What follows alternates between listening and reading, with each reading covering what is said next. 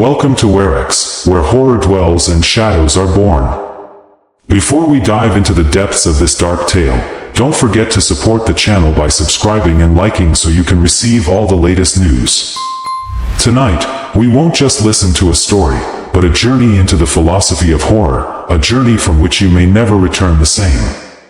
Keep the lights on, because the story begins now.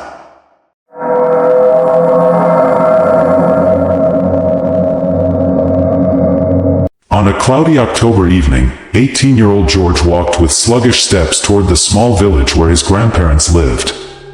Since the tragic loss of his parents in a car accident, his life had changed radically, and his only other home was this old house, which inherited the scent of the past and secrets he still knew nothing about. The road leading to the village was lined with tall oak trees, looming like silent walls concealing buried stories. The wind whipped the dry leaves, making them swirl around his steps, as if whispering to him that what awaited him was not just a new life, but a test he would not easily endure.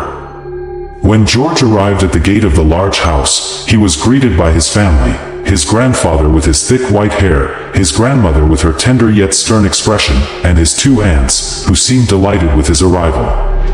The house was filled with warmth at that moment, but George sensed something strange lurking behind those smiles. They all sat around the dinner table, chatting about the nearby university George would attend and the dreams he'd begun to draw for himself. Everything seemed normal until the grandfather's tone suddenly changed, his voice becoming deeper and more cautious, as if he were trying to instill in George's mind a rule that must not be broken. "My son, listen to me carefully. This house holds a painful memory. Your uncle who died here didn't die a normal death. He was betrayed. And perhaps his voice still echoes within its walls. If you ever hear your uncle's voice calling you, don't answer him. If you see him standing in one of the rooms, turn your eyes immediately and don't look away. If you hear his screams from afar, don't turn around, don't go, and don't listen. Remember my words well, for they are not advice. They are a lifeline." A heavy silence fell over the table, and no one dared interrupt the grandfather or ask for more details. As for George, a hesitant smile spread across his face, a mixture of bewilderment and mockery, as if it were just a myth meant to scare him. But deep down, he couldn't deny the chills that crept through his body, especially when he caught sight of his grandfather's gaze as he repeated the last sentence with a firm tone, "Don't you ever listen to him, or look him in the eye." Dinner was over, and everyone retired to their rooms. George remained alone in his bed, staring up at the old wooden ceiling, trying to convince himself that those words were nothing but the delusion of an old man. Little did he know that that night would be the first step toward a nightmare that would haunt him, one that would make him wish he'd never been born. As night drew its heavy curtains over the quiet village, George entered his small room in his grandparents' house. The room was old, its walls cracked, and the smell of dampness pervaded the air. He didn't mind this much, he was exhausted from the journey and the family's hospitality. He stretched out on the rough mattress, closing his eyes, trying to fall asleep. But suddenly, a few moments after his doze, he felt a strange movement. He opened his eyes slowly, darkness enveloping the room. In the corner of the room stood a tall man, his features blurred, his face unnatural. His head was turning slowly and inhumanly, as if the bones in his neck were breaking with every turn. George trembled, his eyes fixed on the creature. He was unable to scream or move. His terror increased when the man began to mutter mysterious words, a language he had never heard before, his voice hoarse, as if it came from deep within the earth. George's breathing quickened, his heart nearly leaping out of his chest, and a cold sweat covered his forehead. He tried to get up, but his feet felt frozen, as if his weight had suddenly doubled. He found no escape but to close his eyes tightly, hoping that the nightmare would disappear when he opened them. But when terror overcame him, he lost consciousness completely, falling into a brief coma. When he opened his eyes again, the morning light was streaming through the window. He sat sweating, panting, unable to believe what he had experienced that night. It was like a dream, but it felt frighteningly real. He felt his body to make sure he was alive. Suddenly, he screamed at the top of his lungs. A sharp scream pierced the walls of the house. Grandpa, Grandma, and aunts rushed into his room and found him sitting on the bed, his face as pale as a dead man's, his eyes wide open, and terror dripping from them. Grandpa approached slowly, as if he knew what had happened without needing to ask. He sat beside him, placed his hand on his shoulder, and said in a trembling voice, "Calm down, George. What you just saw is just the beginning. The real hell hasn't even begun yet." George's heart trembled, and he sank into a deafening silence. For the first time, he felt that those strange words his grandfather had warned him with the night before were not just myths, but a dark reality awaiting him within the walls of this house. George woke up still feeling suffocated from the previous night's nightmares. His heart was pounding, and sweat was pouring from his forehead, but he convinced himself that what he had seen that night was nothing but a figment of his exhausted mind. He tried to gather his strength, then walked sluggishly out of his room to the table where his grandparents and aunts were waiting for him. The atmosphere in the kitchen was unusually quiet, with morning light streaming in through the large window, and the aroma of warm bread filling the air. George sat in his usual spot, trying to appear normal despite his inner turmoil. Breakfast began. Plates of bread, cheese, hot milk. Everyone was talking, laughing, exchanging everyday conversations as if nothing had happened. George remained silent, content to chew his mouthful slowly, listening to their voices from afar, as if a thick layer of glass separated him from the world. Their laughter sounded strange, exaggerated, as if it were a recording being played over and over again. And suddenly, everything stopped. The voices died away all at once. A stifling silence fell, as if the air itself had frozen. George slowly raised his head, and the scene before him changed in a terrifying moment.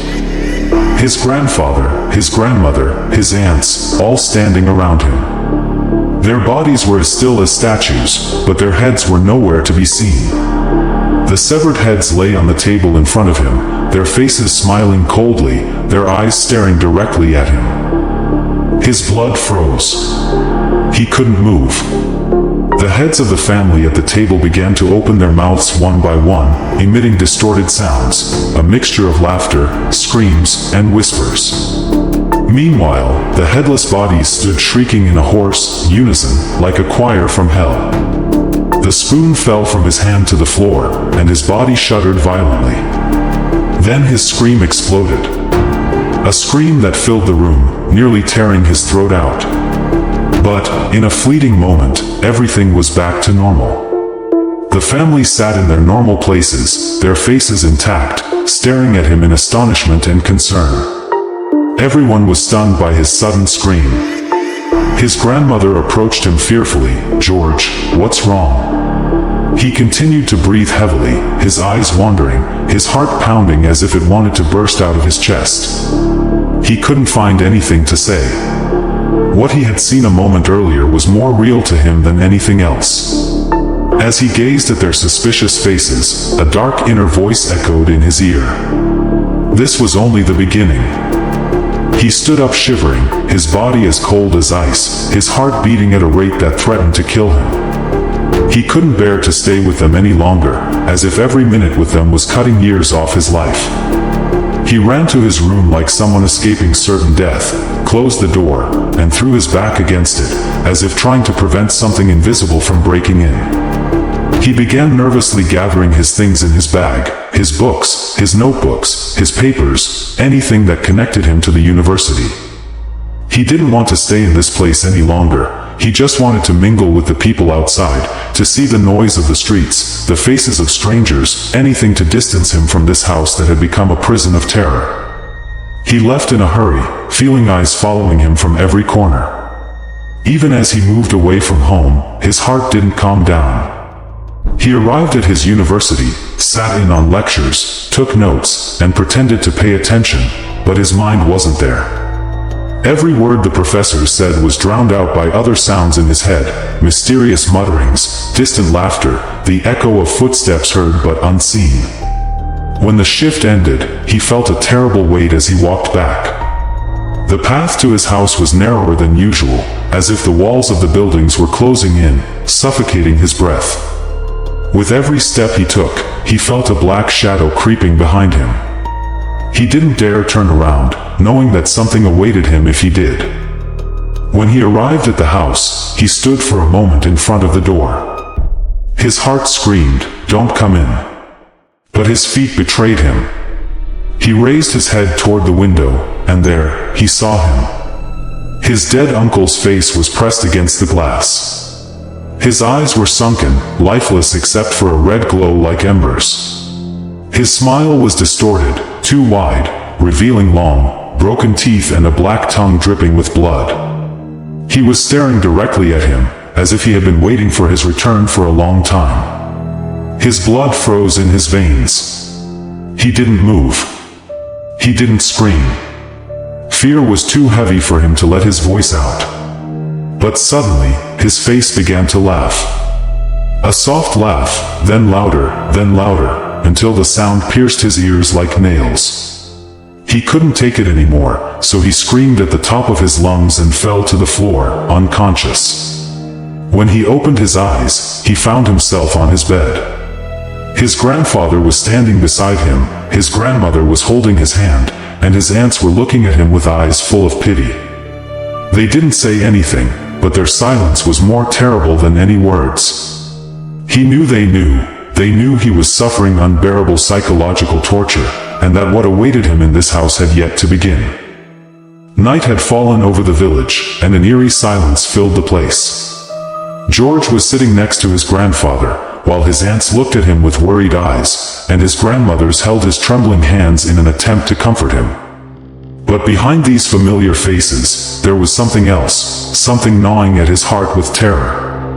Suddenly, he spotted a distorted face lurking in the shadows behind his family.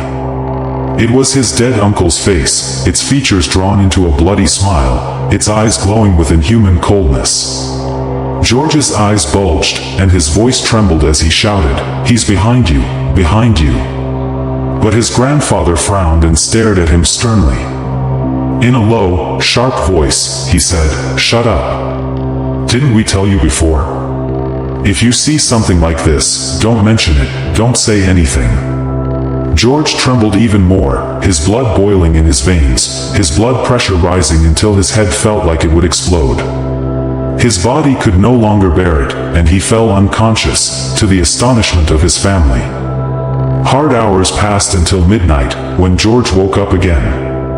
His body was heavy with fear, his throat as dry as a desert. He slowly got out of bed and went to the kitchen to drink some water. Everything was still, too still. The kitchen door opened, and he froze. There, in front of the refrigerator, stood his dead uncle. Silent. His head tilted slightly, his bloody smile gleaming in the darkness. George trembled and took 2 steps back. Before he could think of running away, his uncle suddenly turned his neck toward George with unnatural speed, his bones crackling terrifyingly. His eyes blazed with indescribable terror, and then he lunged his thin, lifeless body at his nephew. George screamed at the top of his lungs, but his uncle wouldn't stop. He grabbed a thick wooden stick that was next to him and, with hellish strength, began to beat George with it. The blows crushed his body, knocking him to the ground again and again. George's terror doubled as he felt blood gushing from his head, his screams piercing the walls of the house. "Aya! Save me!" The uncle raised the stick high and brought it down with all his might, until George's bones seemed to crack beneath it. Then he grabbed George by the hair and began slamming him to the floor with inhuman cruelty, the sound of the crash echoing throughout the kitchen. But suddenly, the door swung open, and his grandmother appeared. Her eyes were tearful, and her heart was trembling at the sight. She rushed to him, but when she reached him, she found no one. George's body was lying on the floor, covered in blood and sweat, the stick lying beside him, and his dead uncle had disappeared as if he had never existed. Grandma knelt beside him, hugging him tightly, whispering, "Enough, my son, enough. This torture will kill you."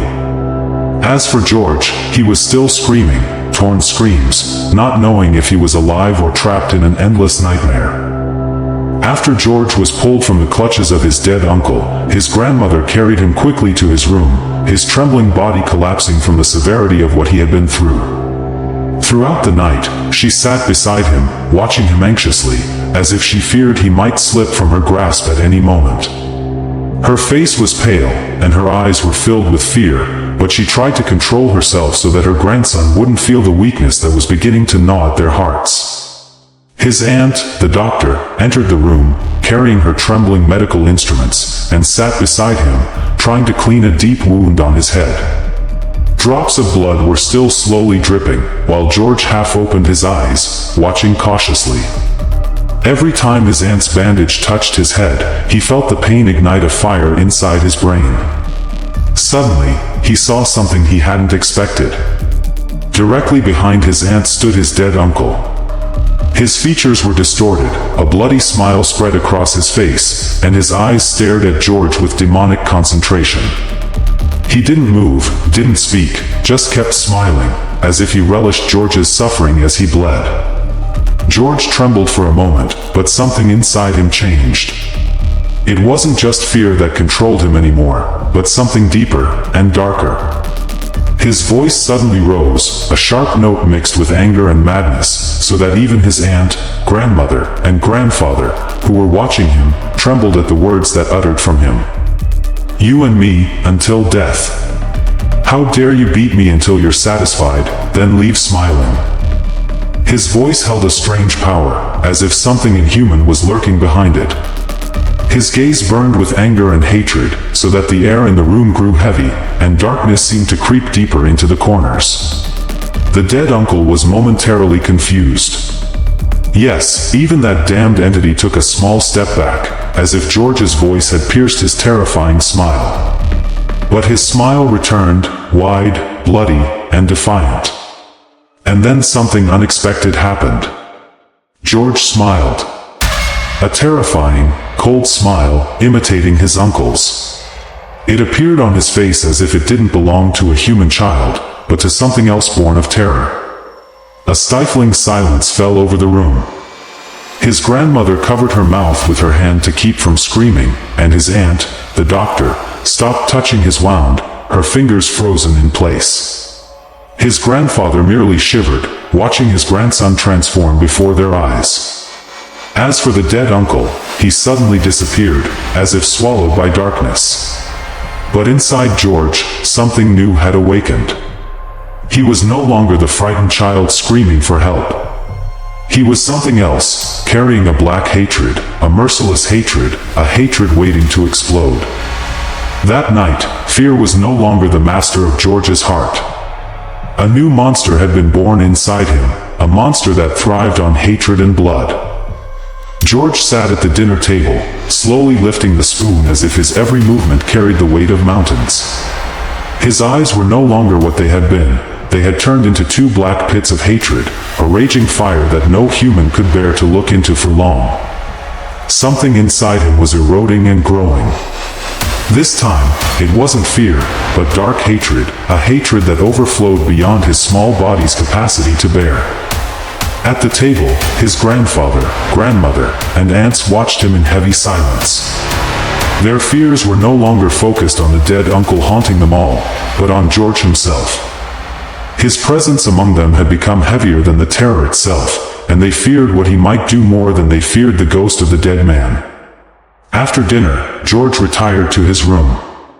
His steps were slow, but they echoed like the pounding of a hammer on the floor. His every movement carried something terrifying, as if the entire house was shaking under his weight. He entered his room, sat on the edge of the bed, and remained still, waiting for the moment when everyone would fall into a deep sleep. Hours passed, and silence reigned. The steady sounds of breathing from the neighboring rooms were the only sign that the family had fallen asleep. Then George opened his eyes and slowly slipped out of bed. There was no sign of sleep in his eyes. They glowed darkly, like two burning embers in his pale face. He left his room and headed toward the living room. Darkness enveloped every corner, and the house was immersed in a deadly silence. He sat in the middle of the living room on the large wooden chair. He sat upright, his hands on the armrests, his eyes darting about in the darkness as if challenging it. He wasn't afraid this time. He wasn't as fragile as before. He was as steady as a mountain, as terrifying as a nightmare. He didn't move, he didn't speak, he just sat in that deadly silence, waiting. He knew his enemy would appear, and that the confrontation was inevitable. Every second that passed fueled a hatred within him, a hatred that would never end, a hatred that would explode at the first sign of the dead uncle's appearance. As for the family, sleeping in the adjoining rooms, they knew deep down that George was no longer the child they knew. He had become something else. A dark creature sitting in the heart of the living room, waiting for war. That night, the house wasn't just immersed in the shadow of the dead uncle, but in the shadow of George himself. George sat in the middle of the dark hall, staring into the darkness as if it were a gateway to something waiting to emerge. The silence was deadly, even his heavy breathing seemed to make a frightening noise amidst the ominous night. His eyes burned with a dark, endless hatred, his body tense, his hand gripping the wooden stick as if it were the last weapon in an existential battle. Suddenly, the darkness split before him. The dead uncle appeared, with slow steps as if emerging from the depths of nothingness itself. His hideous smile lit up his pale face, a smile that held within it a mockery of pain, of life, and of death. Strangely, however, George didn't back down. Instead, a similar smile spread across his face, a smile of insane defiance. A shocking moment made the dead uncle pause, his smile fading and replaced by a seething rage. They shared a terrifying silence for seconds, before everything exploded. George pounced on his uncle with all his might, his cane slamming down on the dead body in successive, loud, violent blows, like small explosions shaking the walls of the house. Each blow echoed in the dark hall, and sweat poured from George's forehead as his eyes grew more frantic and raging. The dead uncle didn't stay still. He struggled, writhing in pain, screaming inhumanly, more like the roar of a caged beast. But George showed no mercy. He was in a state of hysteria, as if all his accumulated hatred and anger had been transformed into an unstoppable destructive force. The uncle eventually fell to the floor, his body reeling from the multitude of blows. Yet George wasn't satisfied. He ran to the kitchen, grabbed a bucket of boiling water, and hurried back, his eyes ablaze. He let out an angry scream and splashed boiling water over the dead uncle's body. The uncle's screams echoed throughout the house, a terrifying scream that pierced the walls and tore through the silence, as if the fire had consumed his soul and not just his body. His skin began to erode, black smoke rose from him, his voice gradually choking until it was nothing more than frightening mutterings that faded into thin air. Then, he disappeared. The hall was plunged into a new silence, but this time it wasn't ordinary silence, it was the silence of the victor. George stood in the middle of the room, his breath ragged, his body dripping with sweat, his hand still gripped on the cane, a cold smile on his face. He had won, but he had won thanks to the rage and hatred that consumed his heart until there was no room left for anything else. From that night, George was no longer just a young man facing the ghosts of his past. He himself had become a ghost, a being driven by a dark force, a force that knew no mercy and no end. George woke up to a morning that seemed unlike any he had ever experienced before. For the first time since he had set foot in that cursed house, he hadn't heard screams, whispers, or unfamiliar footsteps in the hallways. His body felt light, as if a heavy burden had been lifted from his chest. He smiled calmly as he opened his eyes, then got out of bed reassured, without any fear or trepidation. He washed his face, ate some food, and left his house with steady steps and a relieved breath. When he entered his grandfather's house, his grandfather, grandmother, and two aunts greeted him with great surprise, as they were not accustomed to seeing him in this state. George looked energetic and full of life, and his broad smile never left his face. Grandfather asked, staring at him with questioning eyes. "What's the matter with you, George? What's the secret of this sudden happiness?" George replied, raising his head with a confident smile, "Finally, the torment is over. I'm free from my nightmare." But Grandpa wasn't reassured by his words. Instead, he approached him with hesitant fear and said, don't tell me that you dared to kill the spirit of your dead uncle?" George paused for a moment, then raised his eyes to his grandfather and answered coldly, "Yes, I did. I burned him and ended his existence. He won't haunt me anymore." The two aunts exchanged quick glances, a suspicious smile appearing on their faces, as if they were relieved by this news. Even Grandma showed signs of suppressed joy, while Grandpa remained shocked, unable to share their joy. Grandpa shook his head slowly and whispered to himself, "This is what I feared." He approached George and asked in a trembling voice, "How could you touch a dead soul and burn it? This is against the nature of things." Suddenly, Grandfather froze. George's eyes took on a strange, dark gleam, and his features instantly transformed from a reassuring smile to a terrifying one, identical to the one on his dead uncle's face. A heavy silence fell over the place, and the family's faces froze in horror. Everyone took a step back, while George remained standing, smiling an inhuman smile. Then, suddenly, he vanished from his spot as if he had vanished into thin air. Screams rose in the house, and everyone rushed to George's house, hoping to find him there. They opened the door in confusion, and what they saw was a nightmare beyond anything they had imagined. George dangling from the ceiling of his room, hanged by a rough rope, his face pale but still sporting the same terrifying smile he had inherited from his uncle. Grandmother collapsed, and his two aunts screamed sharply, while Grandfather stood staring at the scene, his eyes brimming with tears. He muttered in a low voice as he looked at his hanging grandson, "I warned you, George, you didn't listen. And now, you've become just like your dead uncle." Suddenly, darkness fell over the house, the walls trembled, and everyone heard mysterious whispers echoing throughout, as if a curse had seeped from the uncle's soul into George's body. The end was clear: blood doesn't extinguish the fire, and revenge doesn't end evil, it only reborns it.